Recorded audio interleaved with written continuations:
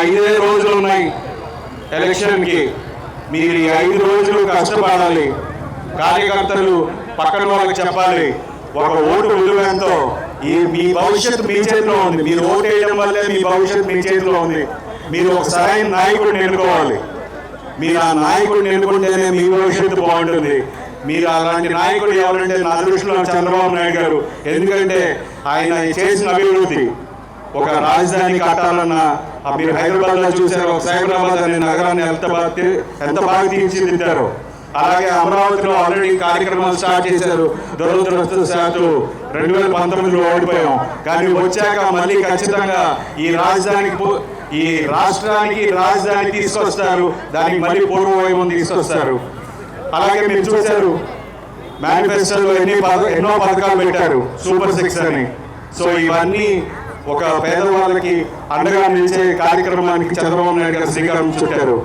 So మీరు అందరూ ఈసారి తప్పకుండా మొదటిగా అయితే మీరు వెళ్ళి ఓటేయాలి.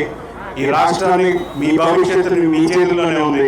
సో మీరు తప్పకుండా మే 13వ తారీఖున తప్పకుండా మీరు అందరూ వెళ్ళి ఓటింగ్ బూత్కి వెళ్ళి ఓటేయండి. అదే నేను కోరుకునేది. అండ్ పవన్ కళ్యాణ్ గారి సినిమాలో డైలాగ్ ఉంటుంది, లాస్ట్ పంచ్ మందైతే ఆ కిక్కే వేరప్ప అని. మనం కొట్టాల్సింది లాస్ట్ పంచ్ బ్యాలెట్ మీద. కొడితే ఫ్యాన్ రెక్కలు తెగిపడిపోవాలి.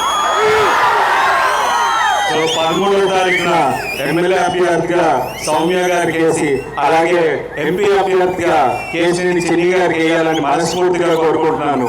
మీ అందరూ సహకరిస్తారు. మళ్ళీ తెలుగుదేశం పార్టీ గెలుస్తుంది.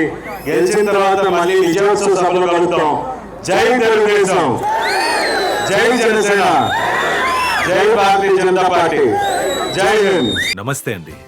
ఇది వ్యాపారం గురించి కాదు, ఓటు గురించి. ఎన్నికల్లో ఓటు వేయడం మన హక్కు మాత్రమే కాదు, కర్తవ్యం. ఎంతో మంది మహా నేతలు శ్రమించి ప్రాణత్యాగం చేసి ఈ అవకాశాన్ని మనకిప్పించారు. అందరూ ఓటు వేద్దాం. ఎందుకంటే ఓటు హక్కు ఊరికే రాదు. నా ఓటు ఎవరికో తెలుసా?